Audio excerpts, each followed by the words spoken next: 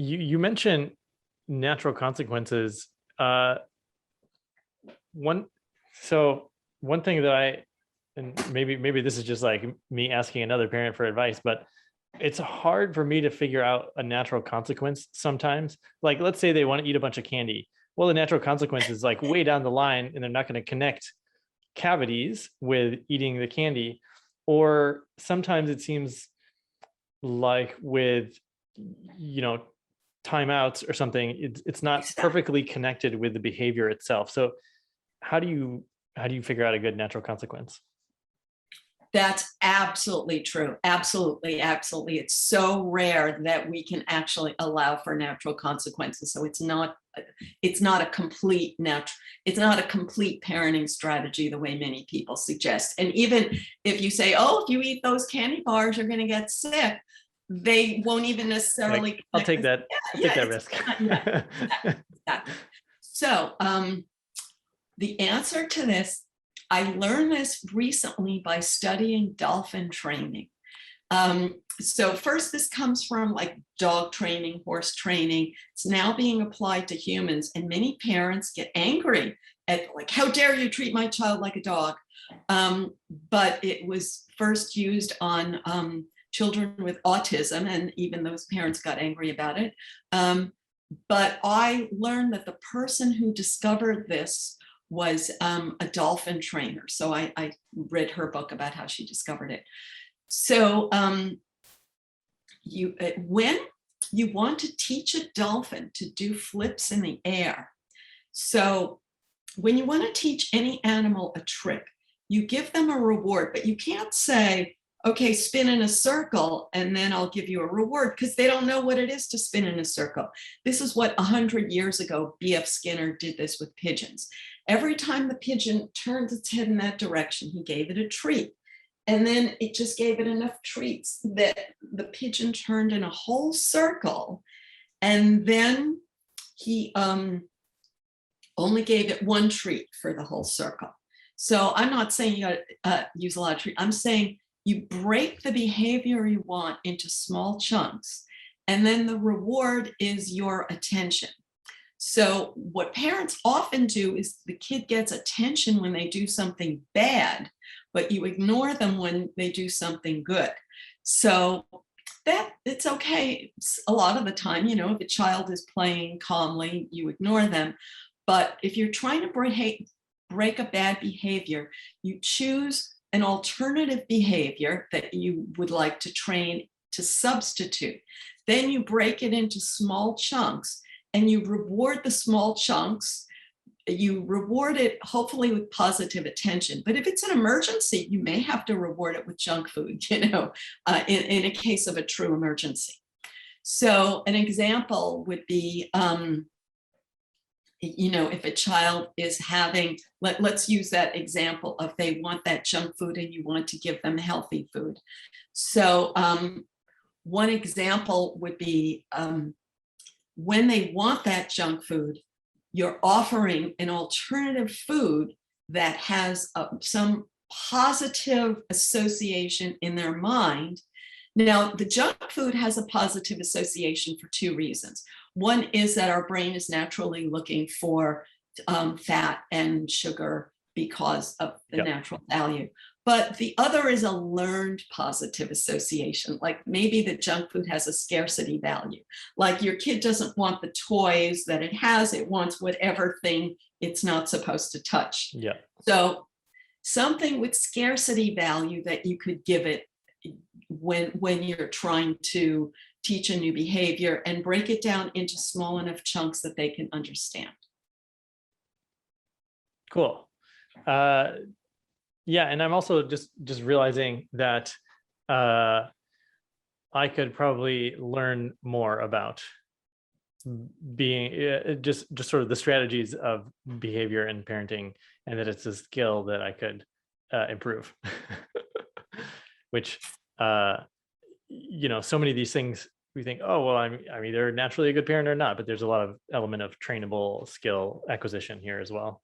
Yeah. But it's so hard. I don't want to, undermine how hard it is, because I acknowledge how hard parenting is. Yeah.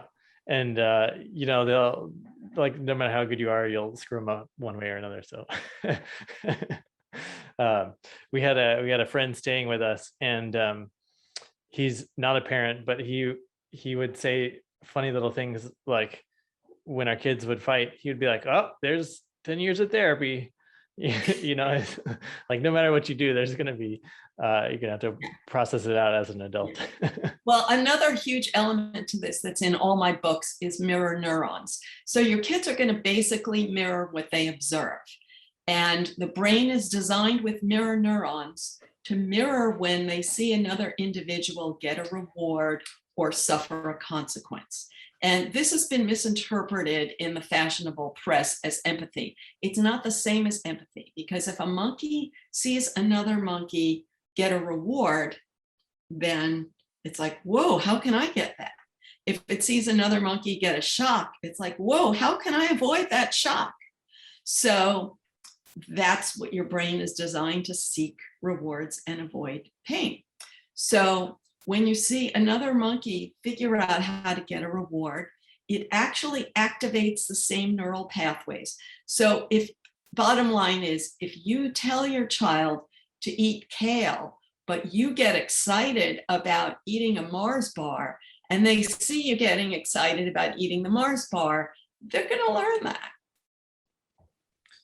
So lead by example. Exactly. Amazing.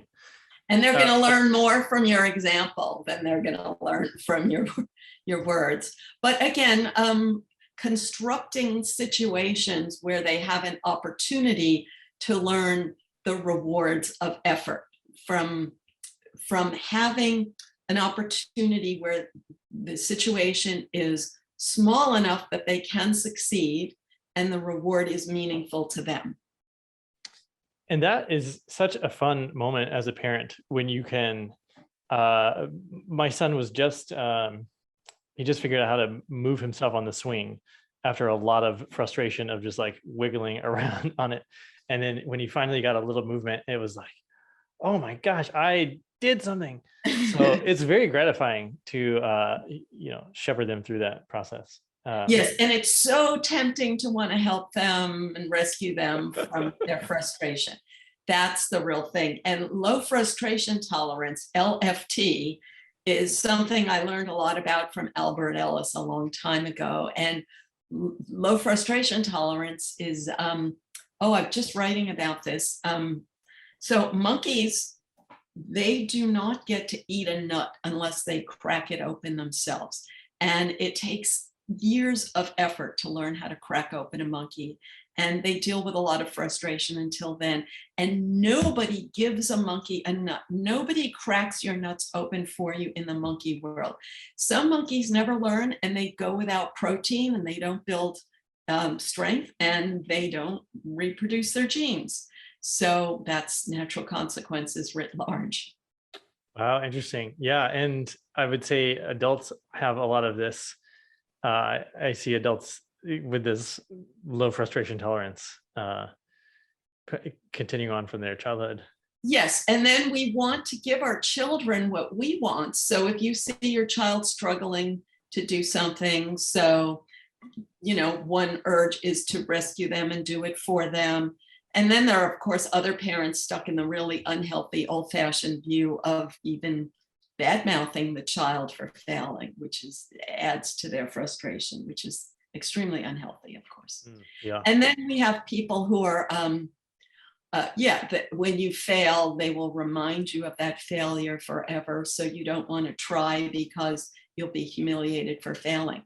So giving them permission to fail is valuable.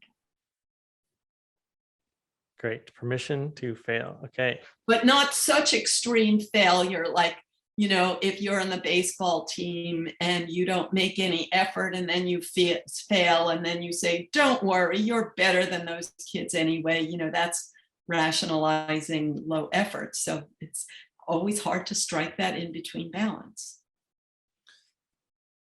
Okay. So what my takeaway is it's a hard job, and I'll figure it out, do the best I can.